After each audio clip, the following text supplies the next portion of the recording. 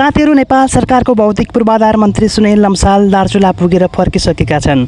मन्त्री लम्सालले दार्चुला जिल्ला अस्पताल, गोकलेश्वर अस्पताल, विमानस्थल तथा जिल्लाका विभिन्न सडक र पूर्वाधारको स्थलगत अवलोकन गर्नुभएको छ। तर निरीक्षणसँगै दार्चुलावासीको वर्षौंदेखिको पीडा र आक्रोश पनि सतहमा आएको छ। विशेष गरी वर्षौंदेखि निर्माणाधीन जिल्ला अस्पतालको भवनले धेरै प्रश्न जन्माएको छ। करिब 5-6 वर्षदेखि निर्माण प्रक्रिया अगाडि बढे पनि काम अपेक्षा अनुसार अगाडि नबढेको भन्दै मन्त्री समस्या गुनासो पनि पोखेका थिए। देशको राजधानीबाट सबैभन्दा टाढा रहेको जिल्ला मध्ये एक दार्चुलामा पनि अहिले भौतिक पूर्वाधार विकासको बारेमा फेरि चर्चा आएको छ। मन्त्री लम्सालले अस्पताल भवन निर्माण भइरहेको ढिलासुस्तीप्रति कडा असन्तुष्टि जनाउँदै ठेक्का प्रक्रियामाथि तत्काल कदम चाल्न र जिम्मेवार पक्षलाई कालो सूचीमा राख्ने प्रक्रियातर्फ जान निर्देश पनि दिनुभएको छ। वर्षौंसम्म काम नगर्ने ठेकदारलाई अब पनि छुट दिइन्छ कि साँच्चीकै कारबाही हुन्छ भन्ने दार्चुलावासीको प्रश्न रहेको छ। दार्चुलाको सबैभन्दा महत्त्वपूर्ण विषय मध्ये एक हो टिङ्कर सडक। महाकाली करिडोर अन्तर्गत पर्ने रणनीतिक र सामरिक महत्त्वको टिङ्कर सडक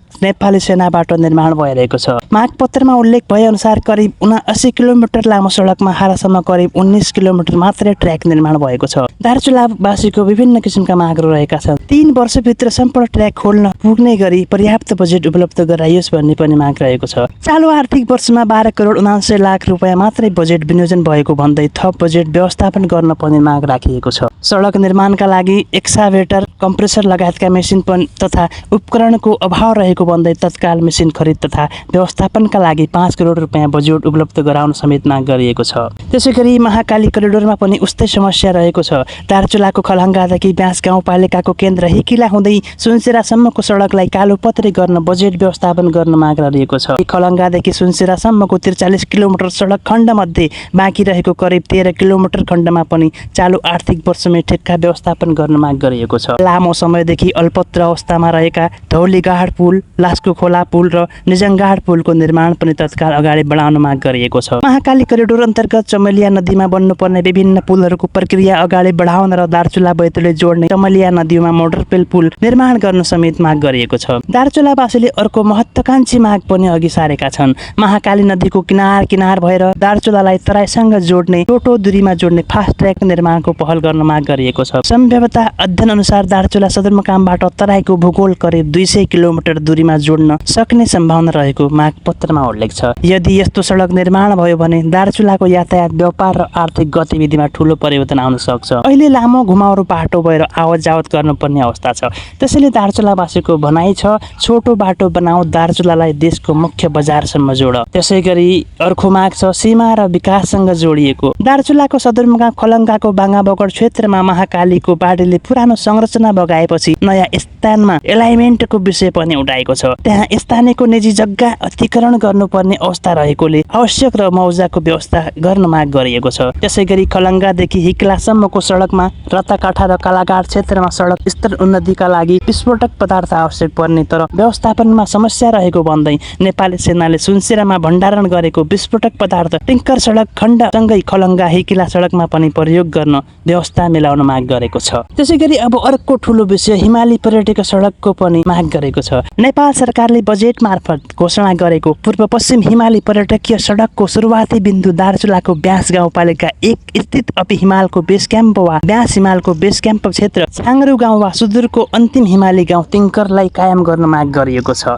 मागपत्रमा टिङ्करदेखि छाङ्रू हुँदै अपि बेस क्याम्प, त्यसपछि तुसरपानी, सिना, सिद्ध टोपी लगायत क्षेत्र हुँदै पूर्वतर्फ जोडिने गरी एलाइनमेन्ट निर्धारण गर्न आग्रह पनि गरिएको छ। यसको उद्देश्य सडक मात्र होइन, दार्चुलाको हिमाली क्षेत्रलाई पर्यटनसँग जोड्नु पर्ने हो। त्यसैगरी अपि हिमाल, ब्यास क्षेत्र, टिङ्कर, छाङ्रू जस्ता ठाउँलाई सडक सञ्जालसँग जोड्न सके दार्चुलाको पर्यटनमा ठूलो सम्भावना खुल्न सक्ने पनि बताएको छ। अर्को माग रहेको छ गोकलेश्वरदेखि टिङ्कर नाकासम्म कनेक्टिभिटीको। मागपत्रमा गोकलेश्वर विमानस्थलदेखि अपि बेस क्याम्प, छाङ्रू, टिङ्कर गाउँ र टिङ्कर नाका जोड्ने सबैभन्दा छोटो दूरीको सडक कनेक्टिभिटी निर्माण गर्न समेत माग गरिएको छ। विमानस्थलदेखि हिमाली गाउँ हुँदै सीमासम्म सडक पुग्नुपर्ने हुन्छ। यदि यो योजना व्यवहारमा आयो भने दार्चुलाको दुर्गम क्षेत्रको पहुँचमा ठूलो परिवर्तन आउन सक्छ। त्यसैगरी खलङ्गा कबड हल पनि अधुरै रहेको र त्यसलाई पनि पूरा गर्न माग गरेको छ। खेलकुदको पूर्वाधार अनि खेलकुद पूर्वाधार पनि विकासको एउटा हिस्सा हो। दार्चुलाका खेलाडीले पनि देशका अन्य जिल्ला जिल्लाका खेलाडी सरह सुविधा पाउनुपर्छ।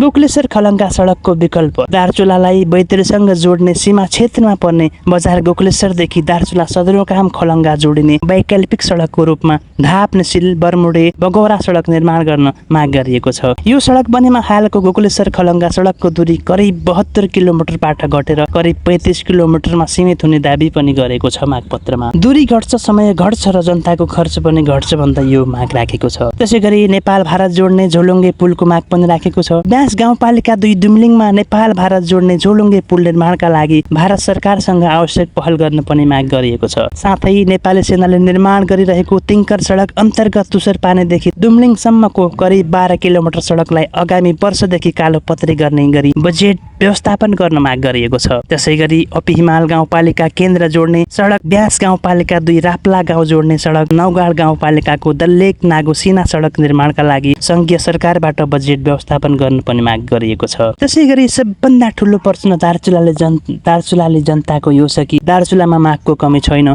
योजना पनि छन्, सम्भावना पनि छन्, समस्या एउटै छ, काम कहिले हुन्छ।